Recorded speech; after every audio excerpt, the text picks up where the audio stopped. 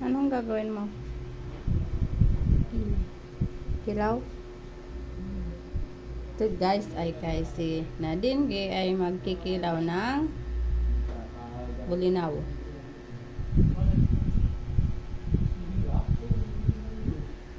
Yan o. Yung first step guys ay kukuhaan ng buto. Hindi, binabad ko na to sa suka. Ay oo.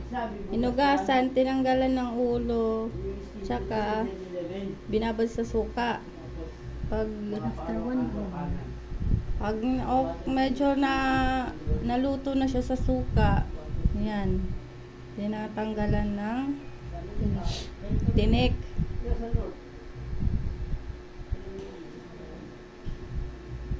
Tapos pipigaan.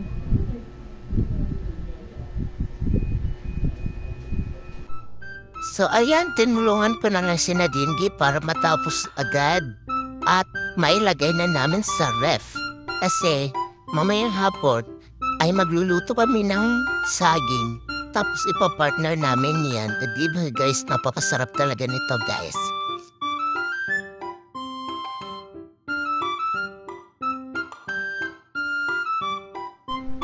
Para makasigurado ako guys, inisa-isa ko talaga yung isda para sure na wala talagang naiwan na merong tinik. Kasi ayoko ng may tinik guys. Tapos guys ay maghiwa-hiwa kayo nito sibuyas at saka luya.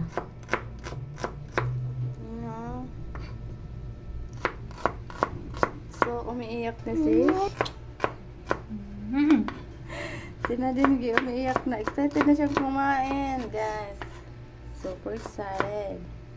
Ito na po yung hinimay namin, guys. Ayan, so, mamaya ay pipigain ito ni Mana Gading.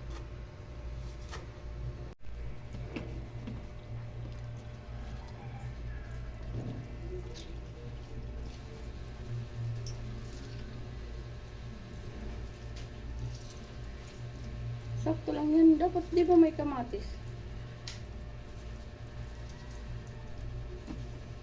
Tsaka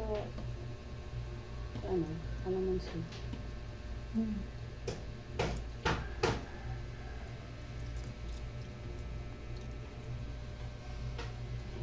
Yun no? So,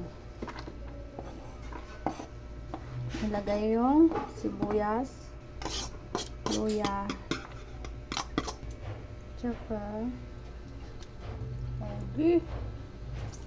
kalamansi.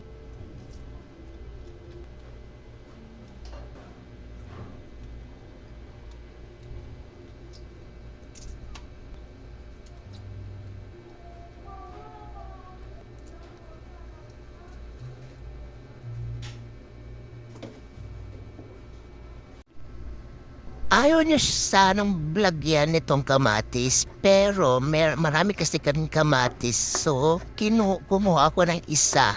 Salag naman.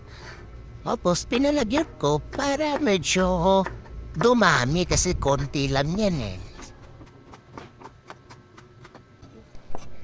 So, i-voice over ko na lang guys kasi may background tayong naglalagari just ko yung kapitbahay namin.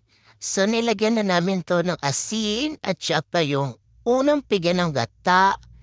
At yun, minekos-mekos lang tapos tinikman. Sobrang sarap na guys. At saka dagdagan nyo na lang ng asin at saka kalamansi kung kulang pa yung lasa niya. Diba guys, yan na yung finished product. So, lagay na natin sa ref.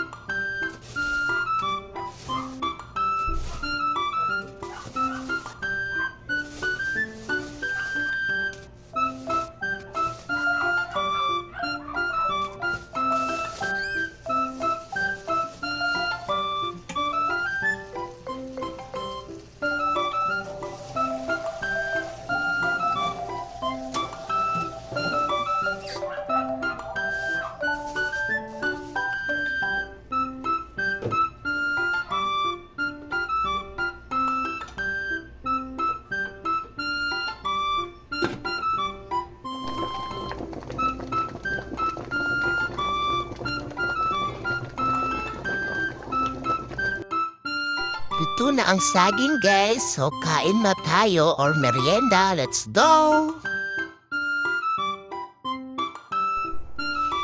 Natatawa talaga ako kay Nadine. Ayaw niya magpa-video kasi makikita daw yung gaano karami yung matakain niya.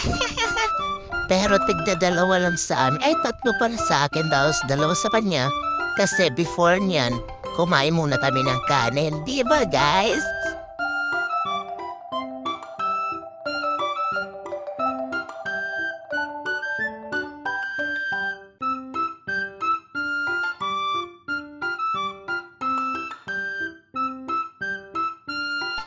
Sarap na ng kain namin dyan, guys. Tapos, nanonood kami ng Netflix.